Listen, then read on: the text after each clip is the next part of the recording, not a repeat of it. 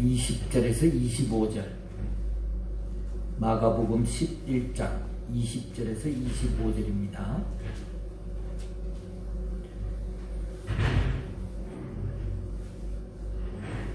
네, 우리 한 절씩, 제가 그냥 봉독하겠습니다.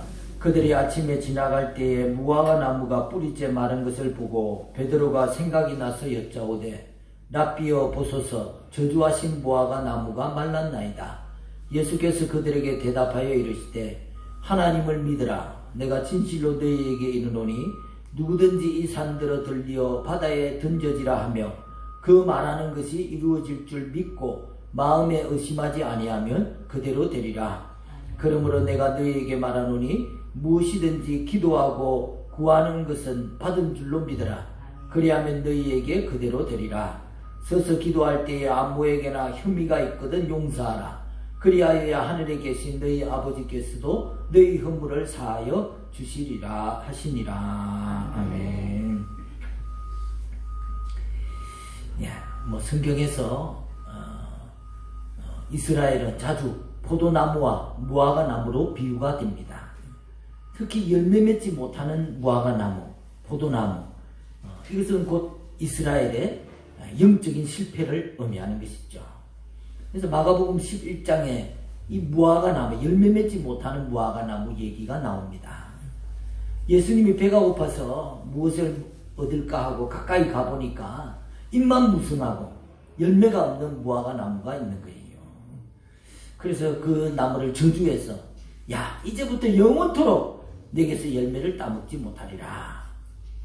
그런데 여기서 황당한 것은 이 마가복음의 저자가 설명하기를 아직 무화과 나무 열매가 열릴 때가 아니라는 거예요. 아니, 나무가 열매를 맺어야 할 때 열매를 맺지 않고 입만 무성하다면 저주를 받는다 해도 과한 처사가 아닐 것입니다. 그런데 지금 나무가 열매 맺을 철도 아닌데 거기서 열매를 구하면 어떻게 하자는 거예요? 예수님께서 열매 맺을 때도 아닌데 그 나무에게 찾아가가지고 열매를 찾고 또 철도 아닌데 열매가 없다고 그 나무를 저주하셔가지고 그 나무로 하여금 말라 죽게 만드셨어요.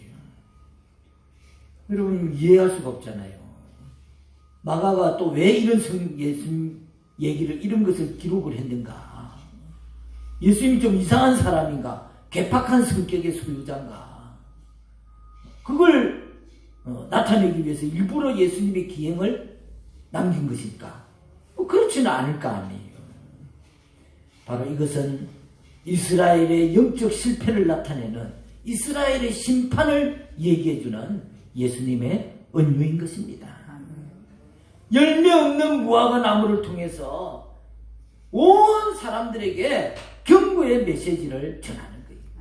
그 나무를 보는 모든 사람들에게 이 무화과 나무가 마른 것을 통해 가지고 경고의 메시지를 이스라엘 전체에 전하는 매우 의도적이고 상징적인 그런 행동인 것입니다. 예수님께서 무화과 나무를 저주하고 난 이후에 다음날 아침 베드로가 그 길 지나가다가 보니까 무화과 나무가 뿌리채 말라버렸거든요. 그리고는 놀라가지고 예수님 말씀대로 진짜 나무가 말랐습니다 하고 막 호들갑을 떠는 것입니다. 그러니까 예수님이 그 베드로를 보고 한숨 더 떠가지고 성전이 있는 성산을 가리키면서 이 열매 없는 무화과 나무가 마른 것처럼 이 성산도 바다에 들어서 바다에 던질 수 있다고 그렇게 말씀하시는 거예요. 아니, 단지 무화과 나무가 마르는 기준만이 아니라 이 성산도 바다에 던져질 것이다. 여러분 이것은 무엇을 말하는 거예요? 예수님이 지금 자기 능력 자랑하는 게 아니에요. 이 무화과 나무가 마르는 기적이나 성산이 바다에 던져지는 능력을 가지고 있다고 예수님이 자랑하는 게 아니라는 거예요. 바로 열매 없는 이스라엘에 대한 심판이요, 타락한 성전에 대한 그 효력의 무효화를 선언하시는 것입니다. 왜 예수님이 지금 이 얘기를 하는 거예요? 11장에 보면은 그 11절에 또 예수님께서 예루살렘 성전에 들어가 보시니까 거기서 본 얘기가 나오잖아요. 예수님 거기서 어떻게 했습니까? 15절에 보니까 성전 안에서 매매하는 자들을 내어 쫓으시고 돈 바꾸는 자들의 상과 비둘기 파는 자들의 의자를 둘러 엎으셨다고 그랬어요. 성전은 만민이 기도하는 집이라고 했는데 너희가 강도의 굴레를 만드는도다. 그거 보고 나서 예수님이 하신 얘기가 바로 이 성전을 들어 바다에 던지우라 하며 그대로 될 것이라는 거예요. 만민이 기도하는 집이 이미 온갖 장사치들에 의해 점령당하고 이해관계가 복잡하게 얽힌 강도의 굴혈이 된 것입니다. 주님이 매매하는 사람들, 돈 바꾸는 사람들, 그 상과 의자를 둘러보시고 누구도 그런 물건들을 들고 성전 안으로 들어오지 못하도록 그렇게 막으셨어요. 여러분, 인간의 탐욕은 거룩해야 할 공간마저 여지없이 타락시켜버리고 맙니다. 예배와 기도와 이 신앙의 핵심 가치마저 물질적인 것으로 바꿔버리고 마는 것이죠. 예수님은 그 참담한 성전을 바라보고 이스라엘을 바라보고 눈물을 흘리시면서 참담한 마음을 무화과 나무가 말라 죽게 하는 것으로 또 성산을 들어 바다에 던지겠다는 표현으로 지금 쏟아내고 계신 거예요. 예수님은 당시의 지도자들, 종교인들, 백성들에게 회개하라. 회개하지 않으면 너희도 이 나무처럼 저주를 받을 것이다. 회개하지 않으면 이 성전도 심판받게 될 것이다. 그 메시지가 이 말씀에는 담겨져 있는 것이죠. 뿐만 아니라 여기서 더 나아가 이 이스라엘에 대한 심판은 새롭게 생겨날 이스라엘, 복음이 온 세계로 뻗어나서 정말 주님께로 돌아올 영적 이스라엘의 출현의 시작을 의미하는 것입니다. 또 성산이 멸망하는 것, 성전이 멸망하는 것은 성전 체제가 무너지고 예수님이 곧 성전이 되어서 그 성전에서 드리는 제사가 아니라 십자가에 달리신 우리를 대신해 죽으신 예수 그리스도를 통해서 죄가 용서되는 시대가 도래할 것을 말씀해 주고 있는 거예요. 하지만 베드로는 지금 뭐만 보는 거예요? 나무가 말라 비틀어진 그것만 보는 거예요. 그 기적만 보는 거예요. 그것 가지고 호들갑 떨고 있는 것입니다.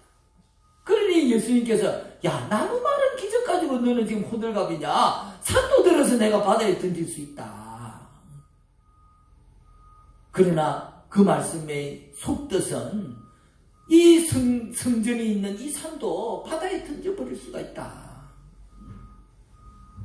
그 속뜻을 이해하지 못하고 예수님 말씀하신 의도를 이해하지 못하고 현상의 기적만 놀라워하는 그것밖에 이해하지 못하는 그런 베드로, 또 그 베드로처럼 오늘 우리도 사실은 이 본문의 말씀을 보고 그 산을 바다에 던지는 능력에 초점을 맞춰가지고 야, 믿음 있으면 뭐든지 할 수 있다, 이 산도 들어 바다에 던질 수 있다는 식으로 오늘 우리도 말씀을 생각하고 있지는 않는가.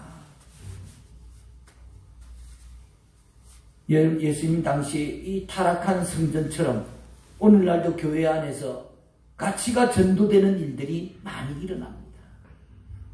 하나님의 말씀이 이루어지고 하나님의 뜻이 이루어져야 할 교회에 사람의 뜻이 이루어지는 것이죠. 교회가 세습되기도 하고 직분을 받기 위해서 부담스러운 헌금이 오가기도 하고 하나님은 나의 세상적인 성공과 출세를 위해서 존재하는 분처럼 그렇게 여겨지기도 하는 것입니다. 여러분, 이것은 성전에서 돈 바꾸는 형식적인 제사만 드리던 2000년 전 이스라엘 백성들과 다를 바가 무엇입니까? 이스라엘의 종교 지도자들은 기득권 지키기에 여념이 없어가지고 메시아가 왔음에도 불구하고 알아보지 못하고 결국은 영원히 열매 맺지 못하는 나무는 찍어서 불구덩이에 던져지는 존재로 전락하고 말 것이라고 성경은 말씀하고 있는 것입니다. 그처럼 우리도 입만 무성한 열매가 없는 껍데기 신앙만 붙들고 있다면 우리의 말로도 그것과 다를 바가 없을 것입니다. 우리의 신앙이 정말 주님 안에서 말씀 안에서 더 성숙하기를 소원합니다. 아멘. 어제보다 더 나은 신앙, 아멘. 어제보다 더 하나님 안에 더 성숙해진 신앙을 가지기를 바랍니다. 아멘. 우리나라에 기독교가 들어온 초기에 김익두 목사님이라는 분이 있습니다. 그분은 원래 깡패 출신으로 나중에 회개하고 후에 목사님이 됐어요. 그분이 지난날 너무 잘못을 많이 저질러서 회개하는 마음으로 전도를 많이 하셨어요. 특별히 교회가 없는 동네마다 골라서 다니면서 전도를 했는데요. 하루는 어느 동네에 들어갔는데 모두 모내기를 한다고 밖에 들에 나가 있어서 동네에 사람이 아무도 없는 거예요. 그래서 목사님이 들러 나가서 모를 심는 농부들에게 전도를 했어요. 그랬더니 농부들이 야 저기 예수에 미친 사람 또 온다 하고 막 웃는 거예요. 그러니까 그 모습을 보고 청년 하나가 다가와가지고 목사님 이곳에서는 전도해봤자 안 됩니다. 소용이 없습니다. 라고 말하는 거예요. 그러니까 목사님이 왜 그러냐고 물으니까 청년이 이런 얘기를 합니다. 아마 하나님은 안 계시든지 계신다 해도 그 하나님은 분명 장님일 것입니다. 엊그제 우리 동네에 천둥번개가 치고 벼락이 떨어졌는데 논바닥이 그 벼락으로 논바닥이 패이고 고목이 불타고 바위가 벼락이 떨어져서 구르는 일이 있었습니다. 아니 하나님이 눈이 있으면 벼락을 때리려면 죄 많은 인간에게 때리지 왜 사람에게나 때리지 왜 바위와 논과 죄가 없는 그런 곳에 벼락을 내리는지. 아마 하나님은 없거나 있어도 하나님은 장님일 것입니다. 그렇게 얘기를 하는 거예요. 그러니까 목사님 그 얘기를 들으니까 그 이치가 틀린 얘기는 아니잖아요. 할 말이 없어가지고 속으로 하나님 어떻게 합니까? 내가 여기에 대답을 해야 되겠는데 뭐라고 대답을 해야 됩니까? 나에게 지혜를 주십시오. 그냥 이렇게 돌아설 수는 없습니다. 그렇게 기도를 하니까 하나님이 퍼뜩 지혜를 주시는 거예요. 그래서 그 청년에게 이렇게 물었습니다. 야, 학교에 가면 선생님이 분필 말고 또 한 손에 들고 있는 게 뭐냐? 그 막대기를 들고 계시죠. 그럼 그 막대기를 뭐하러 들고 계시냐? 그거는 중요한 걸 이렇게 가리키거나 또 잠자는 애가 있으면 탁탁 치기 위해서 들고 계시죠. 그러면 한 가지 묻겠네. 그럼 선생님은 칠판이 무슨 죄가 있어가지고 칠판을 탁탁 치냐? 그거 앞에서 졸고 있으니까 깨라고 치는 거죠. 그때 이 목사님이 정색을 하면서 그 청년에게 대답합니다. 청년, 정신 차리게. 하나님이 논바닥을 치고 바위를 때리고 고목을 쳤어도 내가 정신을 차리지 않으면 다음은 너 차례네. 그러니까 이 말이 참 얼마나 지혜롭고 또 순발력이 넘치는 그런 반박입니까? 그 청년이 목사님 전도하지 못하도록 아주 어렵게 하려고 그런 질문을 했는데 거기에 적절한 대답을 그에게 한 것이죠. 그러니까 청년이 그걸 듣고 회개하고 예수님을 믿기 시작했다는 거예요. 여러분 참 전도는 참 그 순간의 지혜로운 순발력이 참 중요합니다. 그 사람이 지금 나에게 필요하고 갈급하고 깨닫게 할 말씀, 또 그 사람 필요가 뭔가를 빨리 아는 것이 전도에는 참 중요해요. 여러분 이 예화처럼 우리도 어떤 예표를 보고 아무 생각 없이 그냥 살아간다면 그 다음엔 내 차례일 수 있다는 거예요. 여러분 우리는 말씀과 또 우리 주변에 일어나는 크고 작은 사건들을 통해서 깨달아야 할 줄로 믿습니다. 생각이 있는 사람이면 자기 주변에 일어나고 있는 사건을 볼 때마다 나하고 연관을 지어서 깊이 생각해보고 나는 참 저런 점이 없느냐, 나는 또 내가 저기에서 준비해야 될 게 없는가 생각해보는 것이죠. 여러분 오늘 코로나19 사태도 마찬가지잖아요. 중국에서 발생할 때 우리나라에서 또 우리나라로 이게 확산이 될 때에 서구의 저 유럽과 미국과 이 열강들이 야 저거는 문화와 의료 수준이 떨어지는 아시아에서나 있을 법한 일이야 그렇게 생각을 했어요. 그러니까 준비를 안 한 거예요 자기들. 그리고 자기들은 얼마든지 그것을 다 대처할 수 있는 능력이 있다고 생각한 것입니다. 거기다가 아베나 트럼프는 한술 더 떠가지고 그걸 자신 정권 유지 차원에서 아베는 올림픽을 잘 해가지고 자기 퇴임할 때 멋있게 퇴임을 해야 되잖아요. 이제 트럼프는 재선을 해야 되는데 이 질병이 자기 나라에 들어오면 재선하는데 방해가 되니까 이 자기 정권 유지하는 그런 차원에서만 생각을 하는 거예요. 그러다 보니까 준비하고 그 시간을 놓쳐버린 것이죠. 지금 걷잡을 수 없이 확산되고 있지 않습니까? 남의 나라의 아픔을 보고 더욱 경계를 삼았다면 우리나라에서 확산되고 한 달 정도 시간이 있었잖아요. 그 시간 동안에 잘 준비를 했으면 지금보다 훨씬 더 상황 대처를 잘 할 수 있었을 거예요.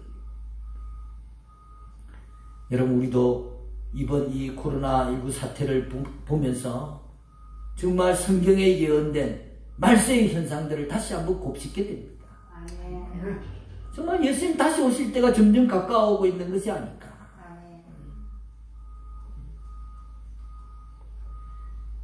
그래서 정말 우리 스스로 이 종말의 시대를 살아가면서 내 믿음을 다시 한번 돌아보고 하나님 앞에 믿음 생활 바로 해야 되겠습니다.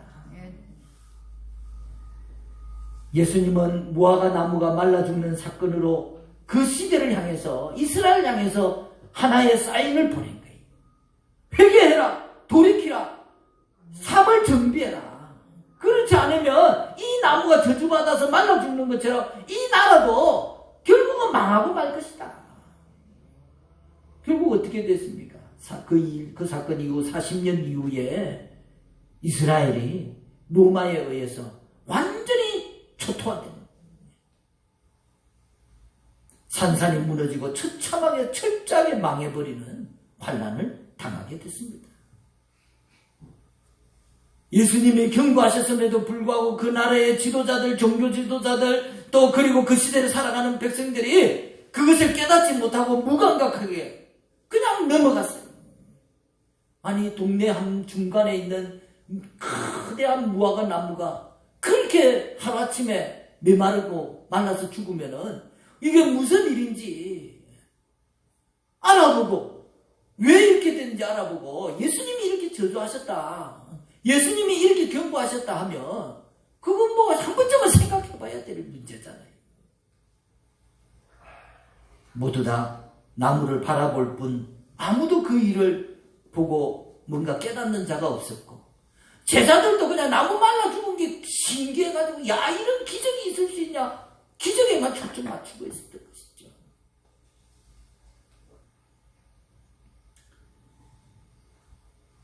여러분, 우리 개인도 무화과 나무가 마른 것처럼 우리에게도 하나님은 경고성 메시지를 보내실 때가 있습니다.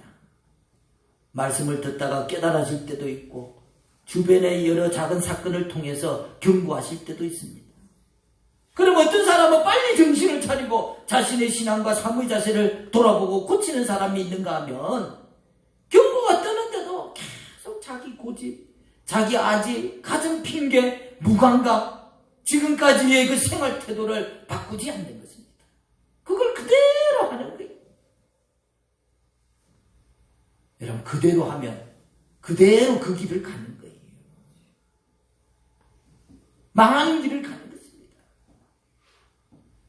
오늘 여러분과 저에게 마음속에 드는 경고의 메시지가 무엇입니까? 하나님께서 나에게 내 심령 속에 무엇을 깨달으라고 말씀하고 있는 것입니까? 신앙적으로, 생활적으로 고쳐야 할 부분이 있다면 결단하시기를 바랍니다. 돌이켜야 다른 방향으로 가는 겁니다. 하나님께로 돌이켜야 하나님 은혜로 가는 거예요. 돌이키지 않으면 계속 거기로 가는 거예요. 무감각하게 묻어져서 아무런 도전도 없다면 더 경고가 뜨기 전에 깨닫게 해달라고, 주님 말씀에 더 민감하게 반응하게 해달라고 기도하시기를 바랍니다. 제가 무엇을 깨달아야 됩니까? 제가 뭘 결단해야 됩니까? 제가 뭘 버려야 되겠습니까? 제가 뭘 고쳐야 되겠습니까? 하나님 깨닫게 해주십시오. 제가 무지합니다. 제가 깨닫지 못합니다. 알게 해주십시오. 기도하시기 바랍니다. 예수님은 제자들에게 이스라엘 성과 성전의 심판을 말씀하시면서 새로운 이스라엘은 그럼 뭐 어떻게 이루어지느냐? 새로운 성전은 어떻게 세워지느냐? 그것은 바로 믿음을 통해서 세워지는 것이다. 할 수 있거든요. 무슨 말이냐? 믿는 자에게 능치 못함이 없다. 믿음이 열매 맺는 비결이고 영적 이스라엘이 되는 방법임을 말씀해 주시는 거예요. 만민이 기도하는 집인 성전이 심판받아서 멸망한다 하더라도 물리적으로 몰락했다 할지라도 여전히 기도는 유의미한 것이다. 기도만이 문제 해결의 열쇠다. 믿고 기도하는 것은 성전이 있느냐 없느냐가 중요한 게 아니다. 어디에서든 나의 기도를 들으시는 하나님이 계시다는 것을 믿으라는 거예요. 그 뜻으로 지금 믿음의 기도를 말씀하시는 겁니다. 능력에 자꾸 초점을 맞추지 말고, 오늘 능력은 하나님이 하시는 것이지 내가 하는 게 아니잖아요. 기도는 우리가 하는 거예요. 믿음의 기도는 사람의 능력이 아닙니다. 참다운 기도라는 것은 기도를 드리는 자와 기도를 받는 대상과의 신뢰의 관계를 말하는 거예요. 기도는 하나님과 나와의 관계입니다. 관계가 좋으면 기도하는 것도 좋고 기도 받는 분도 즐거운 거예요. 관계가 좋으면 기도하면 기대가 되는 거예요. 왜? 하나님이 내 기도를 들어주실 것이다. 관계가 좋으면 그 확신이 있잖아요. 믿음이 있잖아요. 그러니까 기대하게 되는 것입니다. 하나님이 내 기도를 어떻게 들어주실까?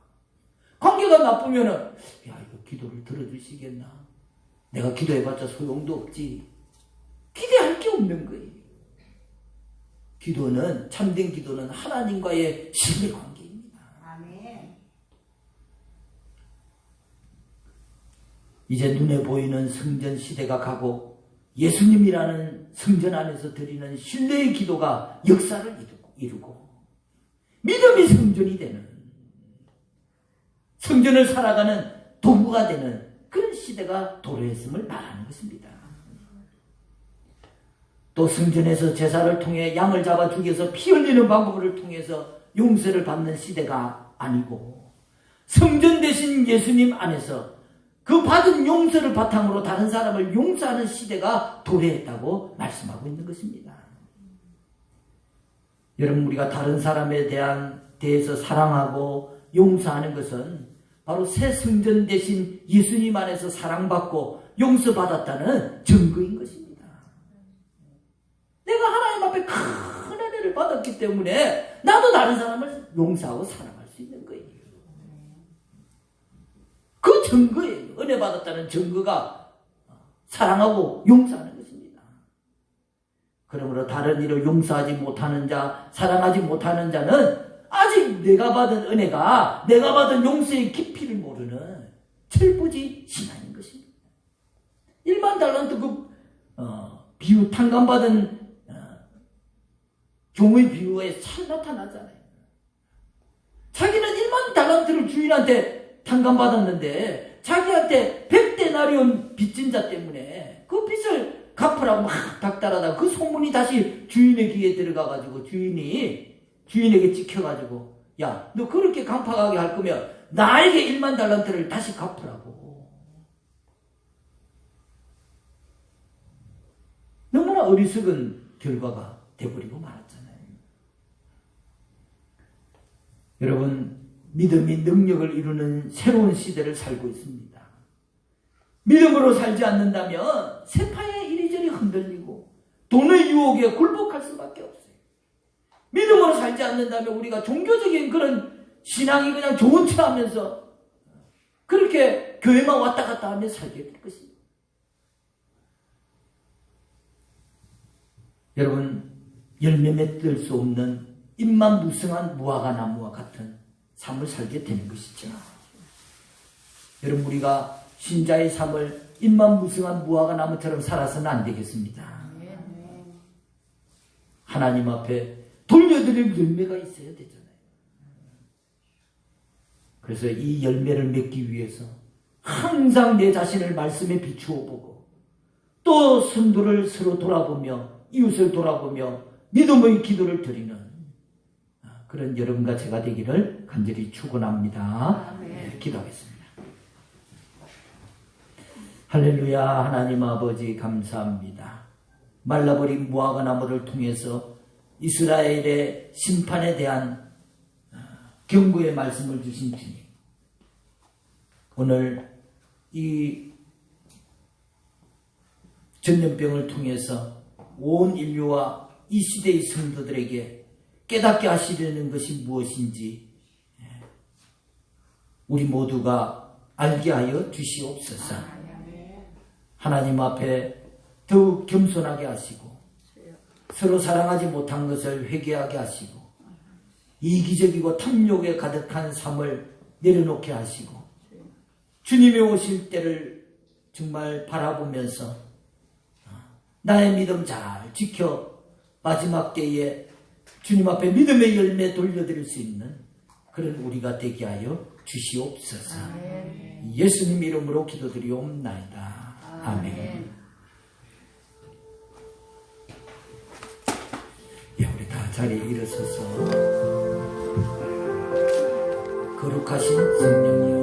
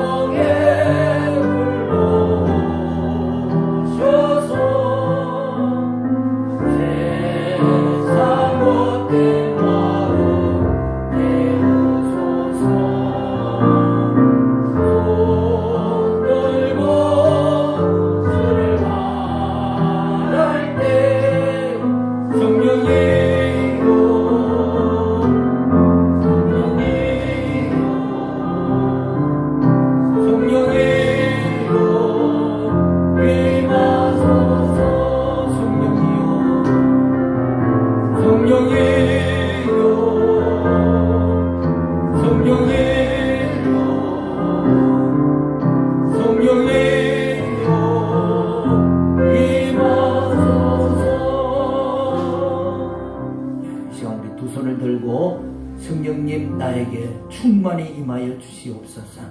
간절히 사모하는 마음으로 기도를 받으시기 바랍니다. 할렐루야. 성령 하나님, 오늘 우리 안에 충만히 임하시기를 간절히 소원합니다. 우리 위에 충만히 임하시기를 소원합니다. 내 안에 충만히 임하시기를 소원합니다.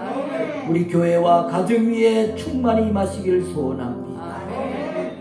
성령 충만 받아 성령 따라 성령의 인도하심 따라 살아가는 우리가 될 수 있도록 축복하여 주시옵소서. 더 충만히 임하여 주시옵소서.